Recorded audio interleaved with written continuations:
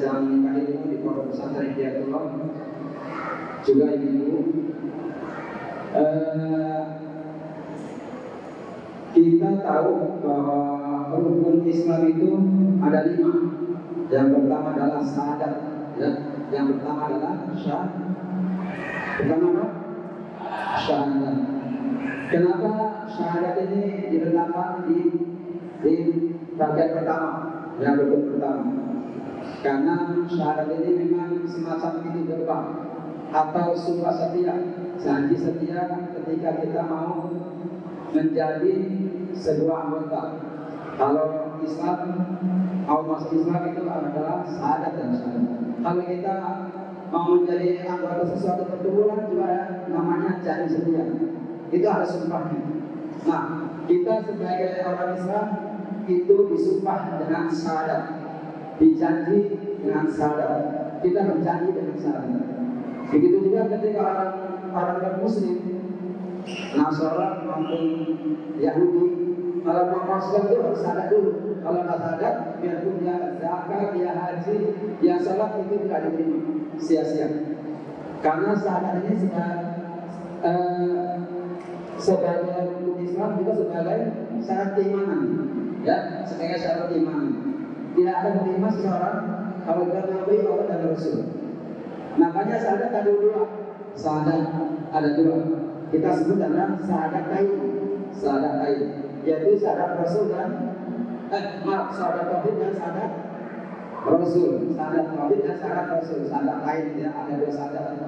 Kalau kita syahadatnya cuma syahadat tauhid saja, tidak diterima, tidak diakui atau tidak sah Islaman kita, iman kita tidak sah. Tapi ada 2-nya, syahadat tauhid dan syahadat Rasul. Kita akan buktikan apa kemudian kita mengimplementasikan syahadat tersebut. Kalau orang Islam kayaknya nggak pernah bukan syahadat sebagai bentuk setia atau janji setia masuk Islam, nggak pernah, karena dari lahir sudah Islam, karena begitu ya, dari lahir sudah Islam, lahir dalam agama Islam, lahir dalam agama Islam. Apa hubungannya dalam agama Islam? Ketika lahir diberi diperdagangkan azan di kanan kirinya, di kanannya azan, di sebelah kirinya qomat. Itulah bentuk bahwa yang lahir itu adalah orang Islam, anak dari orang Islam. Kalau orang Kristen, padahal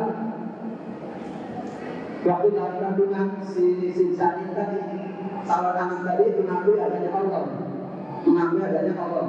Tetapi ketika lahir karena sama orang Kristen, maka dibesarkan dengan agama Kristen, jadilah dia orang Kristen. Baik, saya mau menggarisbawahi tentang syahadat lain tadi, terutama untuk anak-anak. Kalau bapak, ibu ada manfaatnya silakan ambil. Saya akan membacakan sebuah ayat dari surat Al-Imran ayat 31 sampai 32. Tolong dikoreksi kalau bacaan saya salah. Dari ayat ini nanti kita akan berusaha merefleksikan. Ya, silakan nanti dari baca sendiri.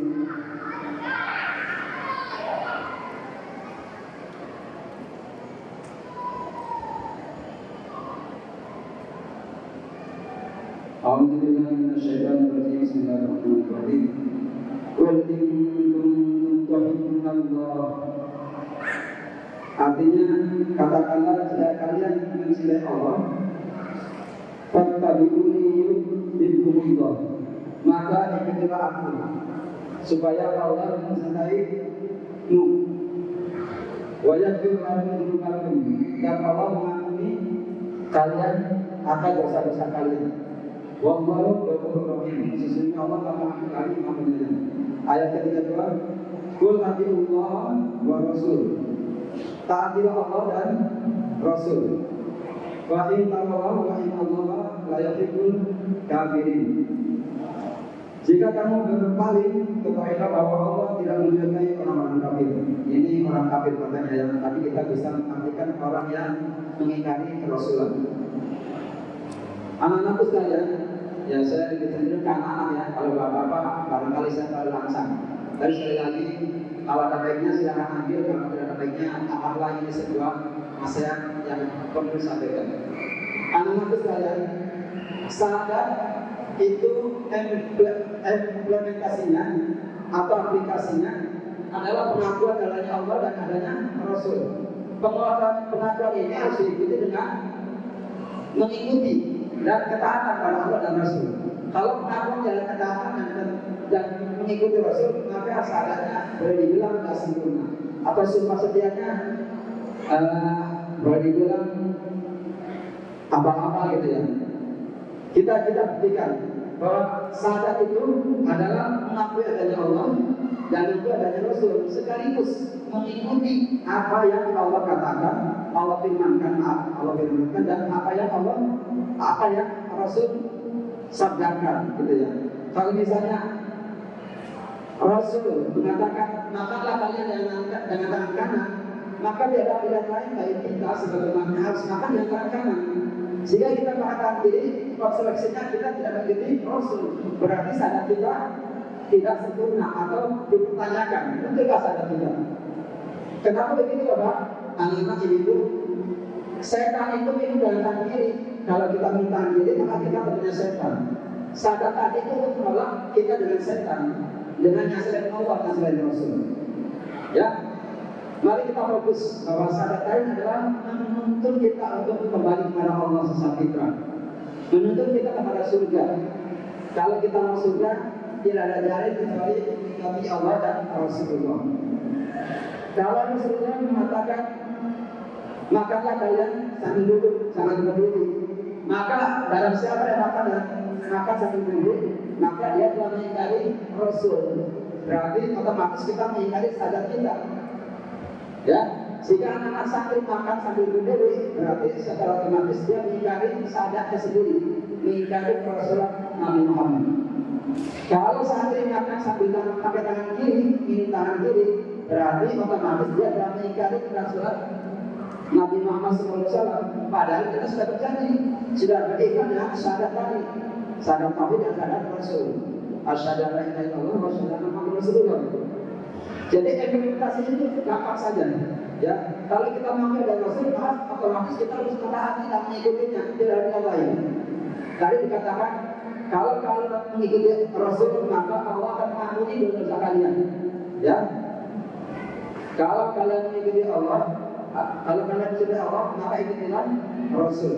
Kalau kalian mengikuti Rasul, insya Allah akan mengampuni dosa-dosa kalian. Allah akan masih dan kalian. Yang ayat satunya, taatilah Allah dan Rasul. Ya, taatilah Rasul. Jika kalian berbalik, maka Allah tidak menyediakan orang kafir. Ya, jadi kalau kita mengingkari Rasulullah, itu berarti ada tanda-tanda kekafiran pada diri kita. Tanda-tanda kekafiran kita tidak kafir, tapi tanda-tanda kekafiran. Karena kita telah mengingkari Rasulullah Muhammad. Nabi bilang dalam sabdanya, makanlah kalian dengan tangan kanan. Tetapi kita santri biasanya tanpa sadar makan tangan kiri, minum tangan kiri. Itu segera sudah sadar, kita telah mengingkari Rasulullah Nabi Muhammad. Sadar kita berarti dipertanyakan sampai di mana kualitas syahadat kita. Jadi kita sebagai Muslim sudah sepantasnya dan selayaknya memperbarui syahadat kita. Kita dalam menetapkan di depan ulama. Ustaz, saya mau bersyahadat sebagai detik Islam, saya tidak perlu. Cukup merenungi, koreksi, introspeksi diri. Sejauh mana syahadat yang telah kita ucapkan? Sejauh mana syahadat yang kita akui, gitu ya? Implementasi dalam kehidupan sehari-hari. Ya, karena kita biasa berhadapan dengan santri, itu yang nampak ya, makan kanan kiri, minum tangan kiri sambil jalan, itu sesuatu yang tidak indah. Yang akhlak yang harinya itu, akhlak yang mulia itu adalah bagaimana kita mengikuti Rasul dengan benar. Yang terakhir tentang sholat, dikatakan tadi ayatnya, kalau kamu mencintai Allah, maka ikuti aku. Mengingat aku berarti ikuti Rasul. Kemudian taatilah Allah dan taatilah Rasul. Kalau kita sholat fardu, misalnya isya, maghrib isya tadi. Sholat fardu adalah wajib ya, itu berarti anggaplah itu perintah dari Tuhan. Tetapi ketika kita menjalankan sholat sunnah, itu adalah perintah dari Rasul. Karena Rasul mengatakan, ikutilah sholat fardu dengan sholat sunnah, yaitu sholat rawatib. Sholat rawatib itu dibagi dua, sholat rawatib muakkad dan ghair muakkad. Yang diperintahkan pada kita adalah yang wahadnya, yang berwahadnya boleh ditinggalkan, tetapi lebih baik kalau dijalankan. Ya, sholat sunat rawatib itu sehari paling tidak 12 rakaat sebelum subuh, 4 rakaat, 2 rakaat sebelum subuh, 4 rakaat sebelum asar, 2 rakaat setelah dulu, maaf ya, 2 rakaat sebelum subuh, 4 rakaat sebelum duhur, kemudian 2 rakaat setelah duhur, kemudian 2 rakaat setelah maghrib dan 2 rakaat setelah isya, 12 rakaat. 12 rakaat ini kalau ini dikerjakan Allah menjadikan rumah di surga. Siapa yang berada rumah di surga? Rumah di surga yang dibaikan kayak rumah di dunia. Tidak seperti itu. Kayak istana dunia tidak. Lebih daripada itu. Ya, segala sesuatu yang ada di surga itu tidak bisa dibayangkan oleh akal pikiran. Yang jelas, kalau di dunia saja kita perlu rumah, maka di surga kita juga perlu rumah. Modalnya apa? Cuma 12 sunat yang untuk sholat fardu. Dan jadi kalau kita sholat wajib itu berarti kita baru mentaati Allah. Ini refleksi sederhana saja ya. Kalau kita menjalankan sholat maghrib saja, sholat fardu saja, itu berarti kita baru menjalankan perintah Allah. Perintah Rasulnya laksanakan sholat sunat 2 rakaat setelah maghrib. Kalau kita tidak menjalankan sholat sunat 2 rakaat setelah maghrib, secara otomatis kita telah mengingkari kerasulan Nabi Muhammad. Itulah tauhid, itulah tauhid dan tauhid. Itulah syahadat tauhid dan syahadat Rasul. Itulah syahadat, ya. Itulah syahadat. Kenapa begitu? Kita sudah berani di depan bahwa sebagai orang kita sudah berani dan syahadat. Asyhadu an la ilaha illallah wa asyhadu anna Muhammadar Rasulullah. Kita mengakui Muhammad itu adalah Rasulullah. Kalau kita mengakui, kita mengikuti ittiba, namanya ittiba. Makanya hadis dikatakan mati ini kata Rasul.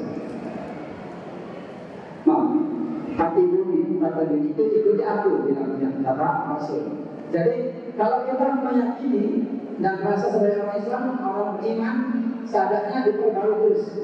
Kalau sholat wajib diikuti dengan sholat sunatnya. Kalau kalian merasa sunat, secara otomatis langsung tidak langsung Anda telah mengingkari kerasulan Nabi Muhammad. Cukup sajalah pada hati kita ya. Kita ingin mengakui Nabi Muhammad sebagai Rasulnya. Kalau Nabi Muhammad menyuruh kita sholat sunat dan rakaat, kita enggak. Karena kita telah mengingkari, secara tidak langsung mengingkari. Kemudian sholat isya juga 2 rakaat setelah isya. Sholat subuh 2 rakaat sebelum subuh. Nah, sholat sunat 2 rakaat sebelum subuh manfaatnya lebih banyak lagi, lebih baik daripada dunia dan sisinya. Andai kata kita punya dunia dan sisinya, kita tidak bisa menuju surga benar. Ya, surga itu tidak bisa ditembus dengan dunia, tidak bisa. Andai kata kita memiliki kekayaan sebanyak dunia, kita tidak bisa menuju surga. Ya, makanya orang kafir itu orang yang bangkrut, orang yang merugi dunia dan akhirat. Oke lah, secara dunia dia untung materinya, tapi di akhirat bangkrut dia. Dia punya katakanlah kekayaannya seperti Bill Gates ya. Oke, paling banyak atau siapa yang paling banyak tidak bisa menembus surga. Kalau dia punya 10 kali lipat daripada itu pun tidak bisa menembus surga. Surga hanya bisa menembus dengan iman dan amal soleh kita. Memang surga tidak diberikan kepada kita karena pahala kita, tapi karena pahala itulah Allah memberikan rahmat pada kita. Ya, karena pahala yang kita berbuat itulah Allah akan memberikan rahmat pada kita. Seorang pelacur memberikan air pada seekor anjing, itu adalah kebaikan dan memberikan pahala. Pahala itu yang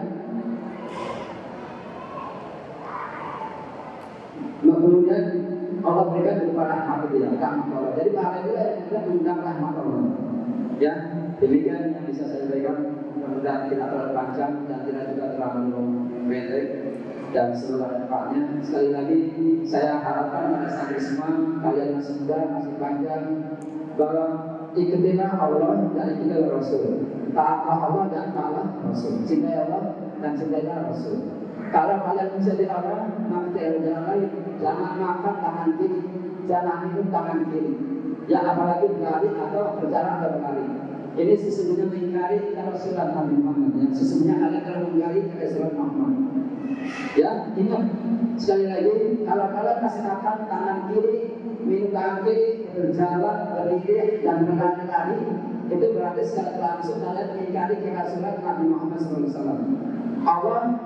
Rasul mengatakan barang siapa yang makan berdiri itu adalah namanya setan. Karena itulah perbuatan setan. Ya, kita tidak usah malu-malu lah. Itulah perkataan Rasulullah, Nabi kita, dan kita teladani dan kita ikuti.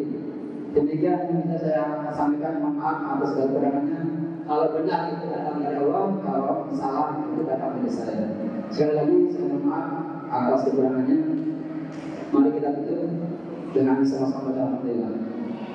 Assalamualaikum warahmatullahi wabarakatuh.